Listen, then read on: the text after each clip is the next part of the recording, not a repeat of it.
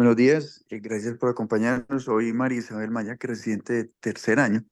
Voy a hablar de desprendimiento de la DCMED. María Isabel, por favor. Bueno, buenos días.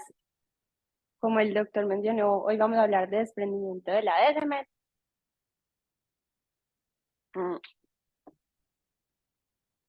Este es el contenido que les traigo para el día de hoy. Primero vamos a hablar un poco de introducción, luego mirar qué es lo que sucede y cuál es la patogénesis de esta patología, qué factores de riesgo, tanto preoperatorios, intraoperatorios como posoperatorios, tenemos que tener en cuenta con estos pacientes, cuáles son las posibles causas, en qué momento se nos puede presentar un desprendimiento de la DSMED, qué clasificaciones hay, que vamos a ver que hay muchas, y cuáles realmente son como útiles para tomar decisiones con respecto al manejo, cómo se hace el diagnóstico y por último hablar sobre el tratamiento.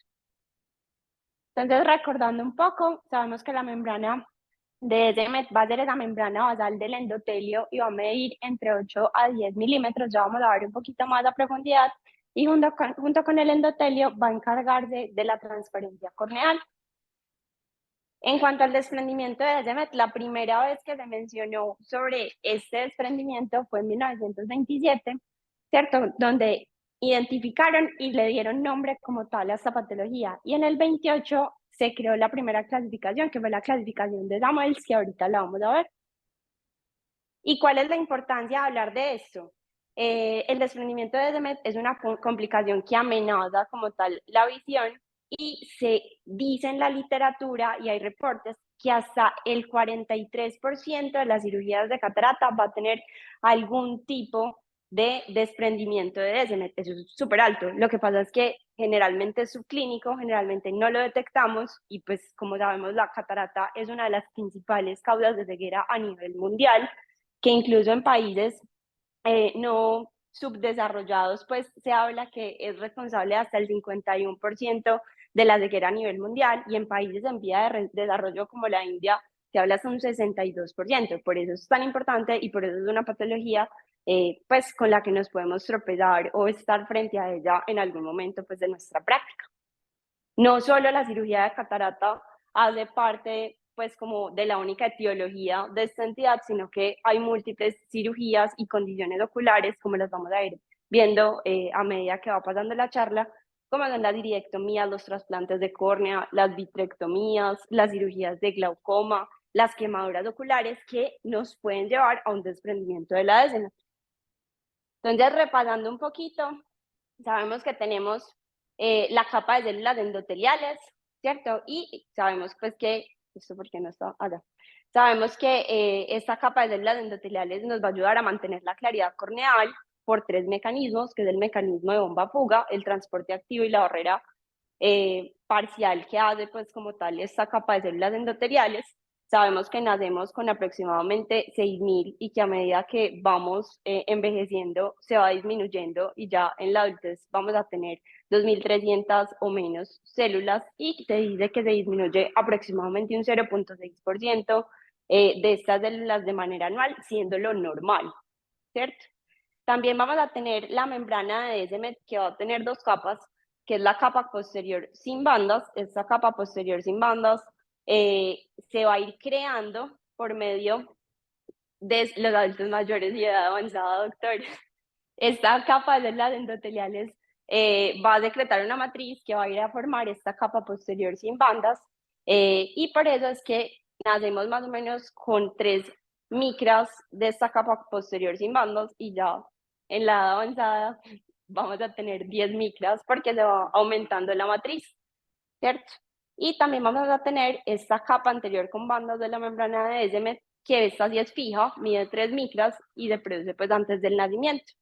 Esta membrana de DSMED también nos va a ayudar con muchas funciones, entre ellas la hidratación corneal, la diferenciación y la proliferación de las células endoteliales, el mantenimiento como tal de la curvatura corneal y la integridad estructural, y al igual que las células endoteliales no se regenera. Entonces, si tenemos un daño, como lo vamos a ver, pues ya se nos dañó y no tenemos cómo regenerar esta capa.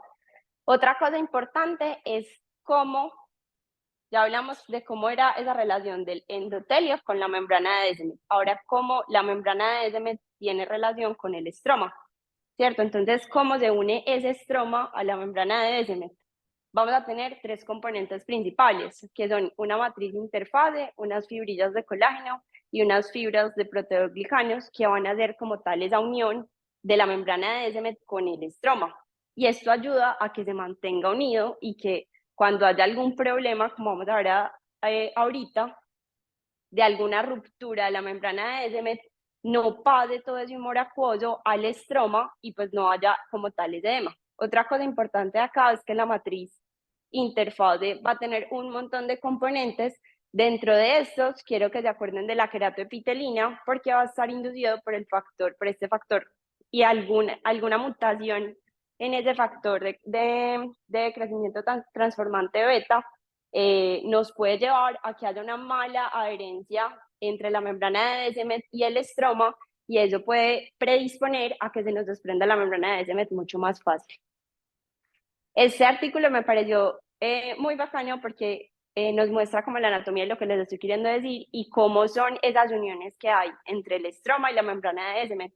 Ellos lo que hicieron fue por microscopía electrónica, sacaron botones de DIMEC y vieron cómo era esa interfase que les estoy diciendo entre el estroma y la membrana de Descemet. Y dividieron la córnea pues en el centro, que eran como los 2 milímetros, los dos más centrales, y se dieron cuenta que las uniones en el centro de la córnea no eran tan fuertes o que básicamente eran nulos. Mientras que cuando ya iban aumentando a periferia media, ya teníamos como unas uniones entre el estroma y la membrana de Descemet que eran un poquito más lineales, y ya en la periferia vamos a tener ya no esas uniones lineales, sino que vamos a tener unos puentes mucho más fijos, mucho más estrechos, y también se dieron cuenta que en la extrema periferia eran todavía más fuertes las uniones. Entonces tenemos que en la periferia va a ser una unión mucho, mucho más estrecha que en el centro de la córnea, y por eso los desgarros centrales son mucho más fácil de que sucedan. Entonces, sabemos que esto, ¿por qué sucede? Lo más común es que se dé por una cirugía, ¿cierto?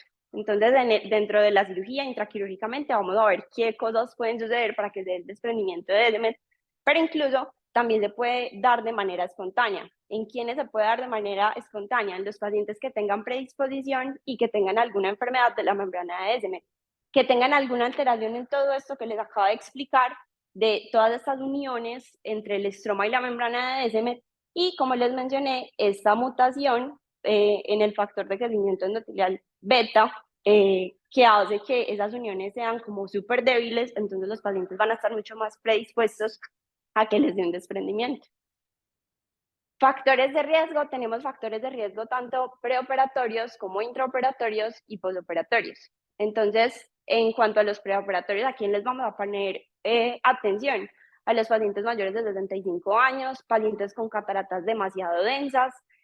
Cuando no tengamos un buen bloqueo anestésico, también es predisposición para generar daños dentro de la cirugía, incluido un desprendimiento de Descemet en la cirugía pues, de FACO. Pacientes con antecedente de quemaduras oculares, pacientes con neovascularización corneal, todos estos pacientes tienen un riesgo mayor de generar el desprendimiento.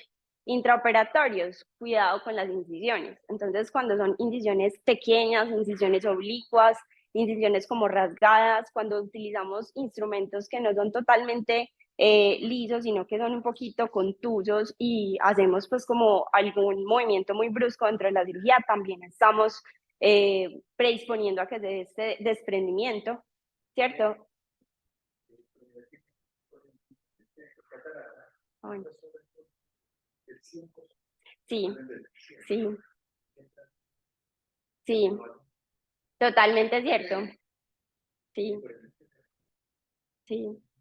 Sí, no, incluso pues el limbo tiene demasiados, pues como hay vasos y les llega mucha más irrigación y demás, entonces lo que pasa es que la cicatrización es mucho más fácil. Si nosotros hacemos la incisión solamente en córnea, pues estamos predisponiendo a que pues se den daños y que no haya una recuperación mucho más rápida. Eso también hay que tenerlo en cuenta. Y pues el tiempo del ultrasonido también es súper importante. Y los factores postoperatorios, ¿cierto? Hay pacientes que tienen predisposición, por lo que les estaba diciendo, hay pacientes que tienen pues yo que sé, un Fuchs o que tengan desórdenes extásicos como un queratocono, como una degeneración marginal pelúcida, ¿cierto? O anormalidades en esa interfaz anatómica que les estaba comentando ahorita. Entonces, todo eso hay que tenerlo en cuenta. Estos pacientes que tienen esta predisposición, acá, pues incluso aunque la cirugía sea perfecta, pueden generar daños. Entonces hay que tener como pararle bolas a esto. Entonces podemos tener dos tipos de desprendimiento, uno que sea pequeño y localizado y otro que sea grande y extenso. Entonces, el pequeño y localizado realmente no va a tener como mucho problema, pues el paciente realmente no va a tener muchas quejas visuales, puede tener una resolución espontánea y la mayoría de los desprendimientos van a ser así, sobre todo pues en los pacientes con cirugía de catarata. Mientras que si tenemos un desprendimiento que es grande y extenso, pues obviamente vamos a tener síntomas mucho más marcados, el paciente va a estar con disminución de la visión y nosotros vamos a ver un edema corneal muy severo y la resolución espontánea pues va a ser poco probable. Esto se va a dar porque hubo un trauma demasiado extenso, ya sea en la cirugía o la causa pues de ese desprendimiento o una fibrosis que traccionó y lo que pasa es que como esto daña la bomba endotelial, pues nosotros tenemos que correr a corregir eso. Y eso es súper importante y es uno de los mensajes que quiero que se lleven y es que nosotros le tenemos que correr al manejo quirúrgico porque depende de eso que la bomba se pueda recuperar. Si nosotros nos demoramos mucho, pues el pronóstico del paciente va a ser más malo.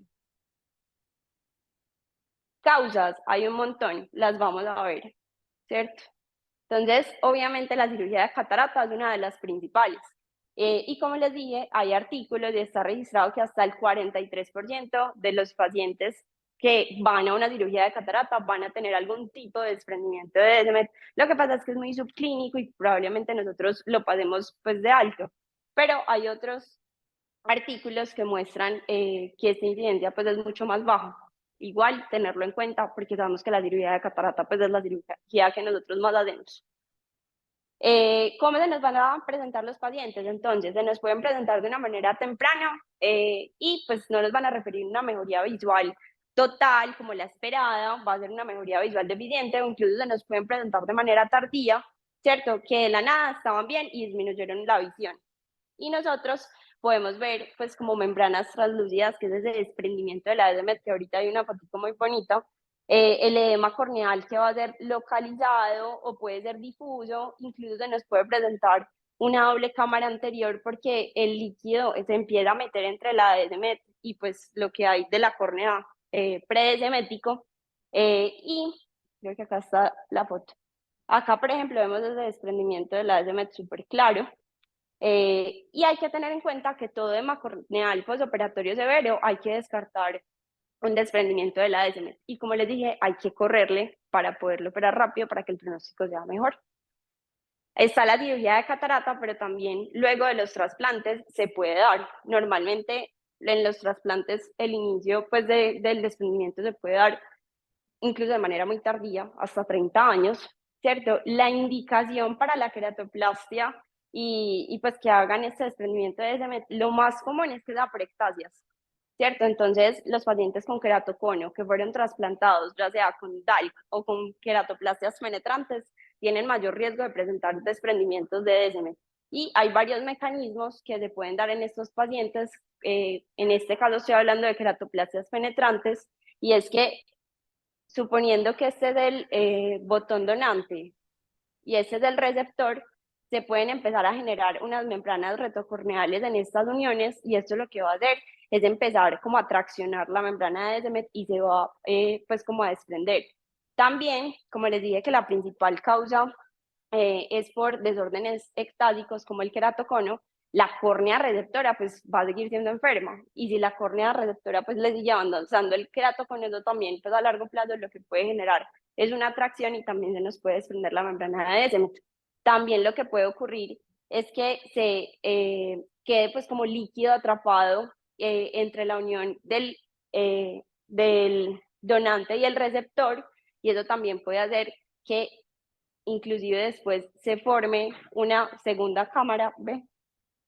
Bueno, esto se llene como de líquido y se desprenda como tal, como vemos aquí, la membrana de desmet. Eso es lo que ocurre generalmente en las queratoplastias y puede ser por cualquiera de estos mecanismos. Entonces acá les traigo algunos reportes de caso donde incluso hasta 20 años después de las queratoplastias para queratoconio se dio el desprendimiento de DSMET. Entonces acá podemos ver pues como el edema que hay acá estromal, vemos acá muy claro el desprendimiento de la DSMET y cuando le hacemos una imagen, acá también está súper claro el desprendimiento. Y este es otro paciente también que tiene un desprendimiento y si no se mal hicieron un DSAEC después y ya quedó súper bien y ya no tiene pues como tal este edema. Este otro paciente que también le hicieron una queratoplastia penetrante que tenía pues como tal su edema acá, ellos lo que explican en este artículo es que probablemente fue porque el botón quedó descentrado. Y como sabemos que en la periferia no es lo mismo que en el centro, pues ellos dicen porque quedó como más córnea periférica en el trasplante, eso pudo como haber predispuesto a que se generara más desprendimiento de DSMT y por eso pues probablemente ocurrió. El botón quedó descentrado y las características del botón a nivel central y periférico son diferentes. A nivel central pues pueden ser un poquito mejor y pues como quedó descentrado y quedó más periférico, ellos dicen que una probable causa es porque quedó muy periférico el botón. Es por eso, por el descentramiento. Pues dicen en el artículo y lo suponen. Y aquí dicen que había un desprendimiento de la DSMT. Ya se le resolvió, pero quedó demasiado delgadito. Como pues toda esta parte, esta es la unión entre la córnea donante y la receptora. Como quedó tan delgado, ellos hablan que también es súper importante cómo está la integridad de esas capas o de la interfase que yo les hablé al principio. Y hablan que este edema que hay acá probablemente no se va a resolver porque anatómicamente las capas de la membrana de DSMT y junto con el estroma están muy delgadas y no están tan sanas. Entonces que no solamente son los desprendimientos de DSMT como tal los que nos dan el edema, sino también cómo está la integridad de los tejidos, cómo está la interfaz, cómo está el estroma, eso también es importante y también lo tenemos que tener en cuenta. Y pues acá, este es otro paciente con una degeneración marginal piloidea que se le hizo una queratoplastia penetrante y también tenía pues un desprendimiento de la DSMT como vemos acá. También se puede presentar luego de las DALCs, ¿cierto? Entonces,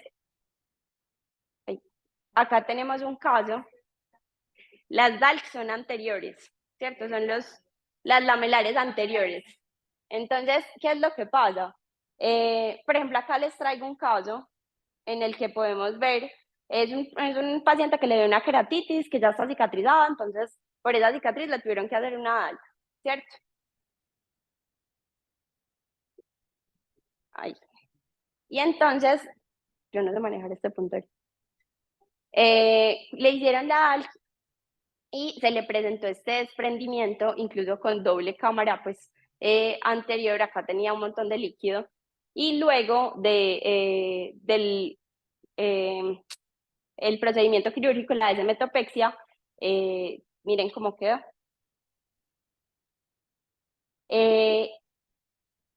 Esperen. A los 4 meses seguía con desprendimiento de la DSMT y lo empezaron a tratar con solución salina hipertónica y espontáneamente luego de un mes, o sea, los 5 meses postoperatorio, pues ya quedó totalmente sin el desprendimiento. Entonces, ¿qué es lo que pasa con las DALC? Las DALC generalmente es porque dentro del procedimiento quedan como unas micro o macro perforaciones que pueden generar pues un flujo continuo del líquido y eso puede hacer que se desprenda la membrana de DSMT. También otra de las causas es que haya una retención de la membrana de DSMT y del endotelio del donante. Si recordamos, en las DALCs, nosotros cuando estamos preparando el botón, lo que tenemos que hacer es quitarle como tal esas capas del endotelio, la membrana de DSMT y ya luego ponerlo en el paciente. Entonces, cuando no se hace pues, de una buena manera, si ven, acá se está quitando la creación de ese botón, el paciente que va a pasar va a quedar con una doble membrana de DSMT y un doble endotelio. ¿Sí me entienden? Pues no sé si estoy demasiado enredada. Y lo que pasa es que como el paciente queda con la membrana de DSMT, tanto del donante que sería esta, como la membrana de DSMT receptora, que sería la del paciente, queda con una doble capa.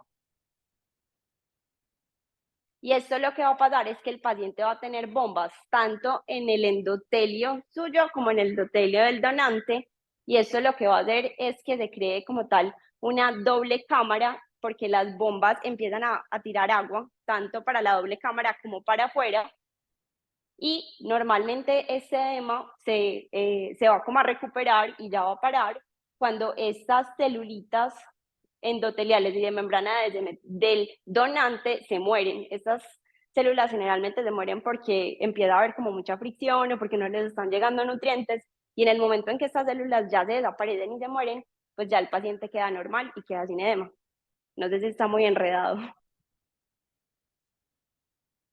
Otra cosa a tener en cuenta con las DICES es que hay muchos tipos de burbujas y de técnicas para hacer las DICES. Entonces les voy a tratar de explicar los tipos de burbujas, porque hay un tipo de burbuja que cuando uno no lo detecta intraoperatoriamente se puede dar un desprendimiento de DSMT. Entonces, lo más seguro es las burbujas tipo 1, ¿cierto? Entonces, las burbujas tipo 1 dentro del procedimiento van a quedar dentro de la capa de DUA y el estroma. Acá queda la burbuja y con eso separan como tal lo que necesitan separar para hacer la disección y luego poner la córnea donante.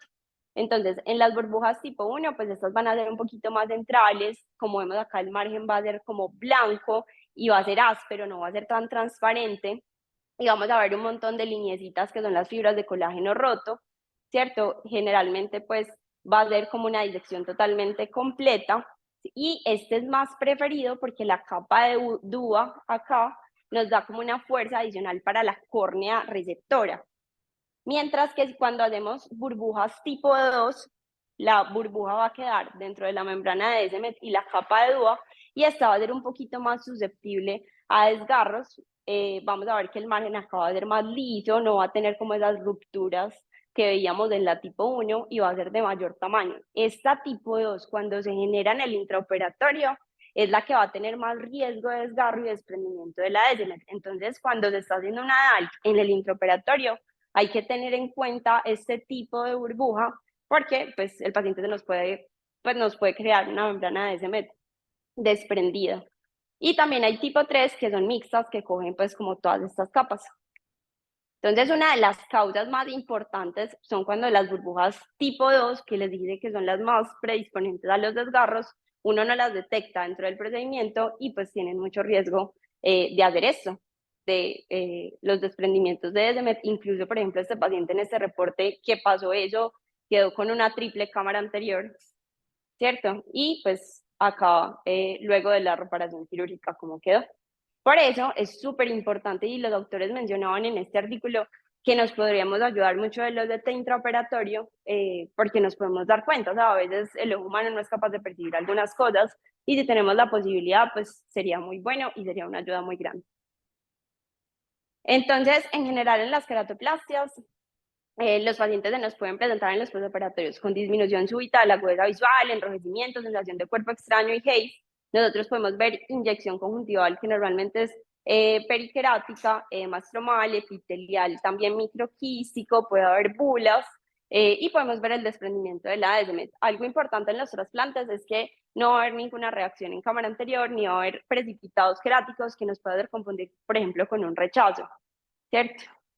Normalmente estos pacientes, luego de las queratoplastias, la ubicación va a ser más temporal inferior, y pues cuando nosotros le hacemos las imágenes, pues vamos a tener como todas las alteraciones. Ahorita vamos a tener un poco más a profundidad de esto. Esto en cuanto a las queratoplastias. En las cirugías de glaucoma también puede pasar un desprendimiento de Descemet. ¿Y qué es la consideración importante con las cirugías de glaucoma? Que cuando nosotros tenemos un desprendimiento de Descemet con una válvula, con una trave, pues es demasiado difícil, porque es que no es un sistema cerrado, ya está abierto. Entonces la burbuja y todo lo que nosotros necesitamos para reparar esto, pues no nos va a funcionar, o vamos a tener que hacer múltiples intervenciones, va a ser muy repetido para que, pues, que el paciente pueda mejorar, ¿cierto? Los factores de riesgo para que esto se presente es que ya sean los instrumentos o solución salina o visco queden dentro del estroma y la membrana de Descemet durante las cirugías, los queratomos romos, las cámaras estrechas o anomalías en la interfase. ¿cierto? Y acá tenemos un paciente, pues, luego pues de una trave que hizo un desprendimiento de Descemet. Y también luego de una canaloplastia, este paciente que hizo como un desprendimiento de la Descemet hemorrágico, ¿cierto? Tuvieron que entrar a hacer lavado, poner aire, pues fue súper difícil como la recuperación, pero pues se logró. También los pacientes, no solamente quirúrgicos, sino los pacientes con quemaduras químicas están predispuestos, sobre todo los pacientes que se queman con sustancias alcalinas. Esto pues incluso puede dar hasta 4 meses, puede ser desde temprano hasta 4 meses del desprendimiento de Descemet, ¿cierto? Y lo que pasa en las quemaduras químicas es que, pues esto es una cámara anterior normal, pero cuando tenemos las inflamatorias, pues todo como ese tejido fibroso, se nos va posteriormente pues como asentar en la parte de abajo del ojo y eso es lo que hace extracción y eso es lo que hace es desprender la membrana de Descemet, ¿cierto? Entonces, por eso generalmente en las quemadoras químicas el desprendimiento va a estar inferior.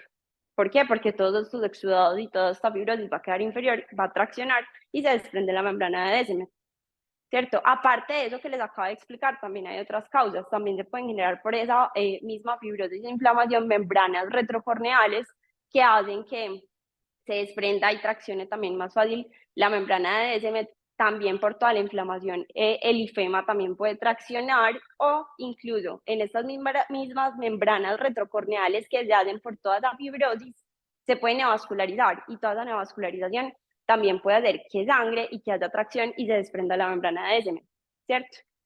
Eso ahorita lo vamos a hablar. Estos son dos pacientes que describieron pues con quemaduras oculares, ¿cierto? Incluso esta hizo un año después la neovascularización de la membrana retrocorneal que les estábamos diciendo.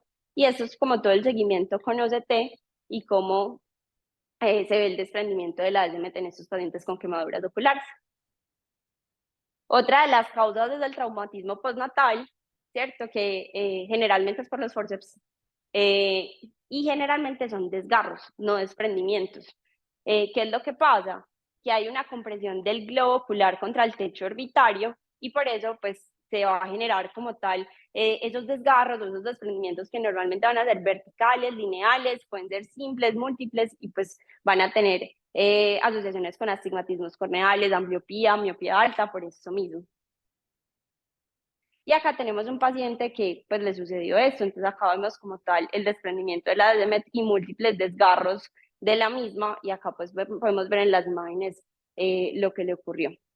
Y ellos en este caso entraron como a hacer unas micro perforaciones y salió como todo el líquido que estaba acá en la segunda cámara. Bueno. También se han descrito casos de queratitis intersticial sifilítica que hacen desprendimientos de Descemet luego de tener esa queratitis intersticial, como es este caso, y son desprendimientos de la Descemet hemorrágicos. Y también pacientes con antecedente de queratotomía radial tienen mayor riesgo de hacer ese desprendimiento de Descemet, ¿cierto? Incluso hasta 20 años después, y por ejemplo, este paciente salió con hipertónica, ¿cierto? Y 8 meses después de empezar este manejo, tuvo pues una resolución espontánea. ¿Por qué? Porque las queratotomías radiales, pues sabemos que hacen daño endotelial y pueden producir descompensación corneal, pero esa descompensación corneal se han dado cuenta en otros estudios que es más marcada al inicio y en los primeros años. Ya después se va disminuyendo como tal ese daño que hay del recuento pues de las células endoteliales, como que se estabiliza el daño. Ahora pasando a hablar un poco de la clasificación, entonces hay muchas, esta fue la primera que ocurrió, entonces Samuel lo que hizo fue clasificarlas en activas y en pasivas. Activas era cuando estaban empujadas hacia atrás los desprendimientos de Descemet, o sea que el daño estaba como intracorneal y eso lo que hacía era empujar hacia atrás la membrana de Descemet. Y las pasivas son las que son traccionadas, es decir, que hay un problema en la cámara anterior, como les dije ahorita, fibrosis o demás, que lo que hace es traccionar la membrana de Descemet. Macul también hizo esta clasificación, las dividió en planas y no planas, y en periféricas centrales o combinadas. Las planas es cuando la distancia entre la membrana de Descemet y el estroma es menor a 1 milímetro, como en este caso, y no planas cuando esa medida de la membrana de Descemet al estroma es mayor a 1 milímetro, como lo vemos acá, ¿cierto? Y pueden ser periféricas, que están en los 3 milímetros periféricos o centrales es cuando van más allá de los 3 milímetros periféricos o ya en su caso combinadas. De esta clasificación que es importante, las planas obviamente van a tener mucho más, pues mucha más recuperación y un mejor pronóstico pues que las que son no planas. Jane también hizo una clasificación y las clasificó en leves, moderadas y severas. Entonces, las leves era que tenían menos del 25% del compromiso y eran más periféricas, las moderadas eran de un 25 al 50 y eran también más periféricas, y las severas eran más de un 50 o que comprometían pues como la parte central. Jacob también hizo una clasificación y las clasificó en desprendimientos regmatógenos, en donde acá pues la membrana de Descemet va a estar como laxa, flotante, y pues es como similar al desprendimiento de retina, entonces es secundario a un desgarro, a un orificio o un diálisis de la Descemet, es la más común, y en el OCT vamos a ver una línea que es como ondulada. También están los traccionales, en donde acá en los traccionales vamos a ver una línea pues y una membrana de Descemet que es mucho más tensa y estirada, ¿cierto? Y eso pues se da por tracción, por inflamación, por fibrosis, y vamos a ver una línea recta en el OCT. También están los desprendimientos bulosos que están acá como literalmente una bula, ¿cierto? Pero no tienen ningún orificio y es una línea que es convexa en el OCT. O los complejos, pues que ya podemos tener macropliegues, rollos, bordes desplazados, y vamos a ver un montón de cosas pues, en el OCT. Esta clasificación es como la clasificación más nueva y tiene en cuenta también como la capa de DUA. Entonces, no solamente el desprendimiento de la Descemet, sino también cómo están las capas predesceméticas o la capa de DUA. Entonces, acá pues están tanto la capa de DUA como la membrana de Descemet desprendidas. Acá solamente está la membrana de Descemet, que sería la tipo 2, y la tipo 3 están ambas desprendidas, pero separadas. Ellos en el artículo dicen que pues hay que seguir investigando para ver qué posibles cambios en el manejo tienen que haber con esta clasificación, porque los pacientes que tienen también desprendimiento de la DUA tienen más predisposición a que se les acumulen un montón de células dentro de este espacio, y el manejo pudiera requerir pues otra cosa o pudiera ser diferente, pero que se necesitan más estudios. Y esta yo creo que es la clasificación actual más importante, que es la de HELP, que nos ayuda a clasificar la córnea en zonas. Entonces, zona 1, 5 milímetros, zona 2 de 5 a 8 y zona 3 mayor a 8, y depende de cómo esté la altura pues, de ese desprendimiento de Descemet y cómo esté la longitud, vamos a tener manejo médico o manejo quirúrgico. Entonces, esta diapositiva es súper importante para nosotros saber qué vamos a hacer con los pacientes.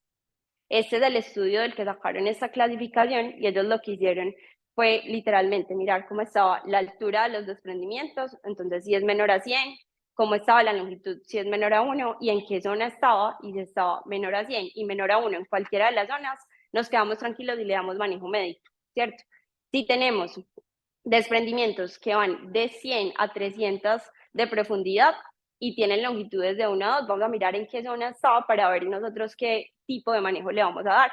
Entonces, si están en zona 1 y no tenemos compromiso, perdón, si están en zona 1, generalmente vamos a tener que hacer un manejo quirúrgico. Si están en zona 2, le vamos a dar un manejo médico, o en zona 3, pero si tenemos desprendimientos de Descemet que tienen una longitud mayor a 2 milímetros con una profundidad mayor a 300 en zona 1 o en zona 2, sí o sí va a requerir una intervención quirúrgica. Esto es exactamente lo mismo, pero en una tablita. Entonces es importante que la tengamos para guiarnos como en el manejo y mirar qué hacer con estos pacientes. Ahorita vamos a hablar más a profundidad del manejo. Con pues ellos lo que hicieron después de hacer como este algoritmo fue coger 116 ojos y aplicarles el algoritmo que les acabo de explicar, y según este algoritmo hacerle pues el manejo que le correspondía, conservador o quirúrgico. Cogieron 65 ojos para manejo conservador y 51 para manejo quirúrgico, y tuvieron una tasa de éxito con este algoritmo de 96.9%. Ese 4% pues que no tuvieron éxito, a las 4 semanas de manejo conservador le hicieron manejo quirúrgico y pues realmente les fue muy bien a ambos grupos. Y la otra clasificación que es muy importante para el manejo es esta, porque todos los desprendimientos que estén en la córnea superior y sean planos, la deshemetopexia la vamos a hacer con aire. mientras que todos los otros, ya sean inferiores o superiores que no sean planos, los vamos a hacer con gas. ¿Listo? Entonces, eso también nos impacta en el manejo. Que es pues lo sacaron de este artículo y eso es lo que les acabo de decir. Entonces, pues, en resumidas cuentas, mitad superior y planas, aire, y cuando sean mitad superior, pues con bordes desplazados o mitad inferior, sí o sí tenemos que utilizar gas. En cuanto al diagnóstico, tenemos el OCT, la UM y la gonioscopia. La OCT pues, nos ayuda a diagnóstico, clasificación, tratamiento y seguimiento. Sí o sí hay que hacerle un OCT a los pacientes. Sin eso no podemos guiar nosotros como tal el manejo. Y pues no se requiere mucha experiencia para tomar un OCT, entonces creo que es mucho más fácil. Incluso ahorita les voy a mostrar un video intraquirúrgicamente, nos podemos ayudar mucho, pues acá no tenemos eso, pero en los pacientes en los que les pudiéramos hacer un OCT intraquirúrgico para mirar, diagnosticar y mirar qué hacer con los pacientes nos ayudaría demasiado. Y recordar la clasificación, que se basa en el OCT, por eso es tan importante. La UM también, pues, es otra opción en caso de que no tengamos como el OCT, ¿cierto? Pero es un poquito más complicada de tomar. Y en este artículo que compararon tanto el ODT como el UM, realmente son muy similares, la reproducibilidad, la sensibilidad y la especificidad, pero el ODT tiene un poquito mayor resolución y pues no tiene como contacto con la córnea, entonces pues como tiene más ventajas. Y la gonioscopia, también nosotros clínicamente pues pudiéramos en esos desprendimientos que son pequeños, periféricos, pues mirar y diagnosticar con gonioscopia. Entonces el manejo ya sabemos qué va a ser, dependiendo del lugar, de la extensión, de la altura y de cómo sean los bordes. De eso va a depender que nosotros elijamos un manejo conservador o un manejo quirúrgico. Entonces el conservador tiene que ser pacientes con desprendimientos pequeños, periféricos, que sean planos y de bordes no desplazados, y eso es el pilar del manejo conservador, que son los esteroides y los hiperosmóticos. Los esteroides pues, nos van a disminuir la inflamación y nos disminuye ese riesgo de desarrollar pues, el desprendimiento o el redesprendimiento, la fibrosis, la cicatrización. Los hiperosmóticos pueden ser tanto en colirios como en ungüento, ¿cierto? Que nos ayudan a absorber ese líquido estromal, deshidratan la córnea, disminuyen pues ese edema, la opacidad, mejoran la agudeza visual, pero no se sabe muy bien si mejora la unión de ese desprendimiento pues de la membrana de Descemet pues al estroma otra vez, ¿cierto? Aquí incluso hablan que el manejo conservador, como habíamos dicho, planos y periféricos pequeños que no sean enrollados, pero incluso aquí hablan de 5 casos de desprendimiento de Descemet, pues que no tenían pergaminos pues enrollados, pero no eran ese típico plano periférico que tuvieron mejoría con un manejo conservador. Entonces, incluso en casos que el desprendimiento sea no planar, con rollos que no estén demasiado enrollados, uno les pudiera dar un chancecito y hay reportes de casos como este en donde los pacientes responden al manejo conservador. Y ya el manejo quirúrgico debe ser cuando los desprendimientos son no planos, bordes pues, que estén desplazados, cuando tengamos desprendimientos de Descemet mayor a 2 milímetros, que sean centrales o que no hayan tenido resolución con el manejo conservador.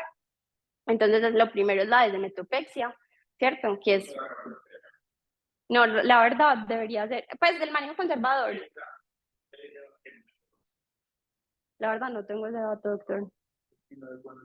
La verdad, es lo que les decía desde el principio, pero no tengo exactamente 4 semanas. 4 semanas, pero no, pues no tengo como 3 meses. 4 semanas.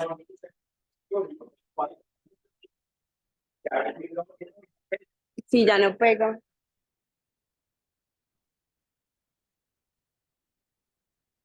4 semanas. Listo. Y bueno, y entonces acá la deshemetopexia lo podemos hacer con aire, como les dije, o pues los gases que son isoexpansivos. ¿Por qué nos gustan esos aires isoexpansivos? Porque permanecen un poquito más tiempo en la cámara anterior que el aire, ¿cierto? Entonces, por ejemplo, este que es el C3F8 nos puede permanecer en la cámara hasta 6 semanas y el SF6 hasta 2 semanas, y eso nos disminuye la necesidad de inyecciones repetidas para que sí pegue como tal el desprendimiento, ¿cierto? Entonces, lo que uno hace es llenar pues una jeringa con el gas deseado, eso tiene que ser con un filtro especial, ya le hace una paracentesis o le inyecta directamente con una aguja, pues el gas, pues antes sacamos humor acuoso, inyectamos el gas que debe ser completo durante 20 minutos y luego nosotros le sacamos 2/3, o sea, el paciente queda con la burbuja completa de gas y luego a los 20 minutos tienen que sacarle 1/3 del gas, ¿cierto? Para que los pacientes no hagan bloqueos. También se recomienda hacer siempre iridectomías intraquirúrgicas para que los pacientes no hagan bloqueos pues, con el gas. Y este es un paciente en el que se hizo la desmetopexia con gas y pues acá tenemos el postquirúrgico inmediato y pues le fue súper bien. Este estudio cogió pues 14 casos que se les hizo de desmetopexia. 8 tuvieron de estos 14 resolución clínica a la semana con la desmetopexia con gas y 3 de resolución clínica a las 4 a 6 semanas. Acá vemos pues como la mejoría del paciente y ya no pues tiene como desprendimiento. Esta desmetopexia, lo importante es que se hizo con aire, ¿cierto? Y ellos lo que querían demostrar con estos 14 casos es que si no tenemos disponibilidad de gas, también se puede hacer con aire y que también es un método seguro. Entonces también podemos intentar pues con el aire, ¿cierto? Y acá tenemos un video. Esperen, los de adelante.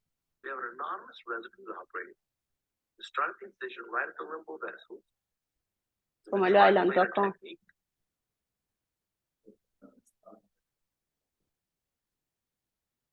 El cosito. Así. Acá les quería mostrar cómo de manera intraquirúrgica ellos se dan cuenta pues que tienen desprendimiento e intraquirúrgicamente les hacen un OCT, ¿cierto? Y como que lo diagnostican, miran qué tan grande es, está ahí súper subincisional.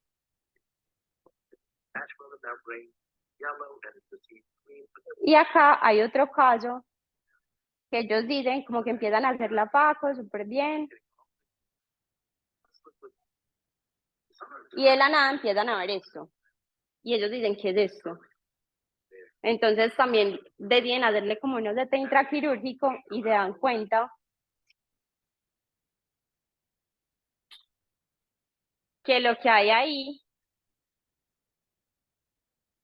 atrapado, pues, y les resumo, no es una DSMET, sino que un pedacito de la cápsula rexis se quedó atrapada ahí. Entonces, no todo lo que vemos también es desprendimiento de DSMET, sino que también tenemos que analizar pues, cada caso.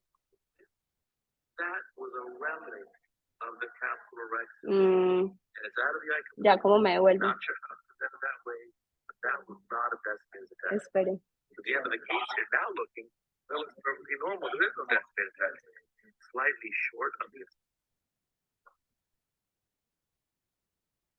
¿Qué? ¿Cuál?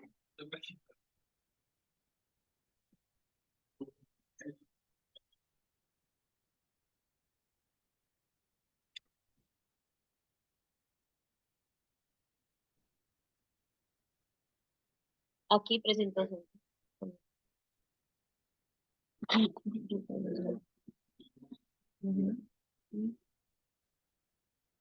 ¿Dónde? Acá. Inclusive de la diapositiva. Ya, listo, gracias.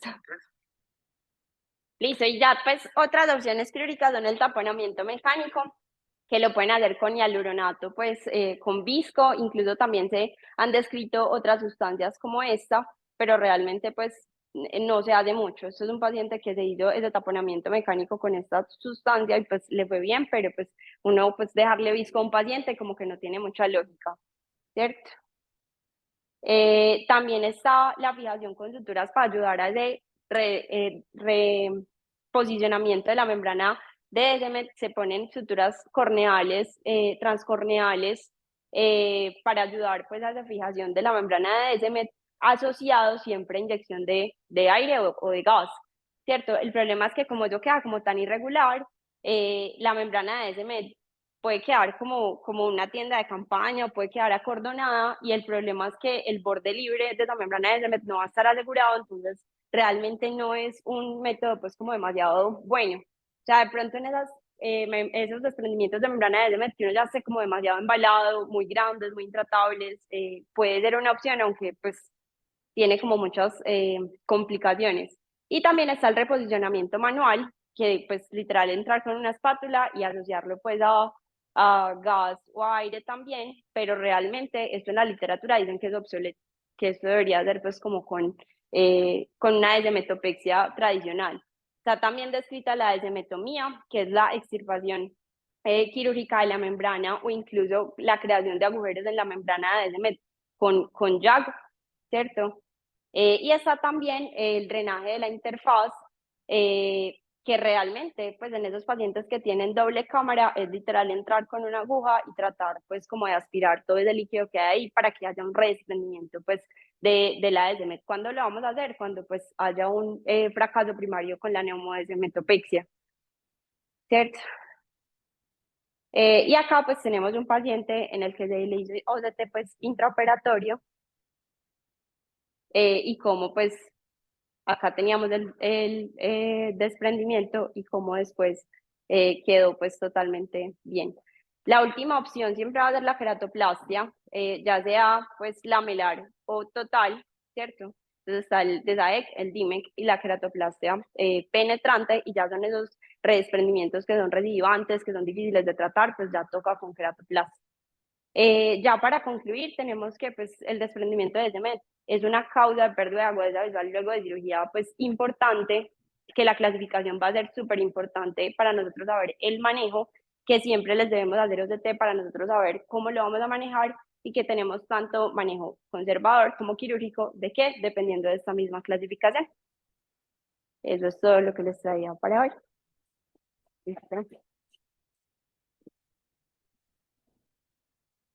Hablando un poquito aquí con Mónica, precisamente, y les decía que hay un estudio muy interesante de eso, con OCT, creo que es el 100% pues, de todos tienen desprendimiento de retina de ese cuando uno hace córnea clara, pero igual siempre que hacemos faco te terminamos haciendo, y sobre todo cuando uno está en entrenamiento. Una de las razones por las que me ven a mí dejar aire es esa, porque vos dejas aire y queda pegado de una vez. Entonces, Total. te evitas que eso se extienda, que es lo que uno necesita. Si es Total. periférico, mira que no hay problema. Entonces, si dejas aire, haces dos cosas. Uno, pega la Descemet, y dos, mantener mejor presurizada la cámara anterior. Necesita presión adentro para que no se nos meta ninguna bacteria. El problema es dejarlo al revés. Cuando quedan esas cámaras, esos ojos hipotónicos, es una válvula negativa, digamos así, Total. y se nos mete algo. Entonces es bueno dejar aire. Explicarle a la familia, le decía aquí Mónica que el paciente se asusta, pero sobre todo la familia. Con Es el que se aire. cayó el lente, porque se ve, pues Sí. fíjate, siempre que si le Se mire, ve muy impresionante. tiene una burbujita de aire. Pero sí, Mónica. No, que por eso es que uno muchas veces hace cosas que le enseñan como entrar siempre por el limbo y siempre dejar aire. Y así fue como yo aprendí. En los niños, cuando uno entra por el limbo, debe quitar esa conjuntiva, porque la conjuntiva va casi hasta la córnea. Entonces es mejor hacer la Hacerle- peritomía ahí en ese punto donde entre, no, si no la cirugía es un desastre porque se te infla toda esa tenon. Entonces siempre en cirugía de catarata de niños, mi consejo es siempre limpien ahí y hagan limpien el epicelio y la tenon de esa zona para que puedan tener una cirugía tranquila y dejar aire. Siempre. Listo. Entonces usted opera el paciente, al otro día tiene pliegues, edema y todo. Le va a mandar a hacer. Sí. Lo ideal. Lo, Lo ideal. pues lo ideal, sí. No, lo ideal. Hay que mirar el entorno también. Pero sí, el problema es que yo creo que yo le empezaría el manejo médico y si no me mejora le mandaría los DT. O sea, esos edemas corneales como demasiado persistentes y que no nos respondan al manejo, ahí sí o sí requeriría unos DT. Por eso. Entonces esa es la cosa. Usted lo trae, lo va a ver hinchado. Usted dice, no, pues se me fue la mano en faco. Sí. Entonces usted no le va a mandar el OCT de entrada. Le empieza el manejo si le ve médico. del lado, si le ves, ahí sí que mandarle, pero si no le ves, no le vaya a mandar los OCT de entrada. Le empieza el manejo médico y si no... excelente. Como ese no se te pegado, había un OCT que era portátil, los OCT portátiles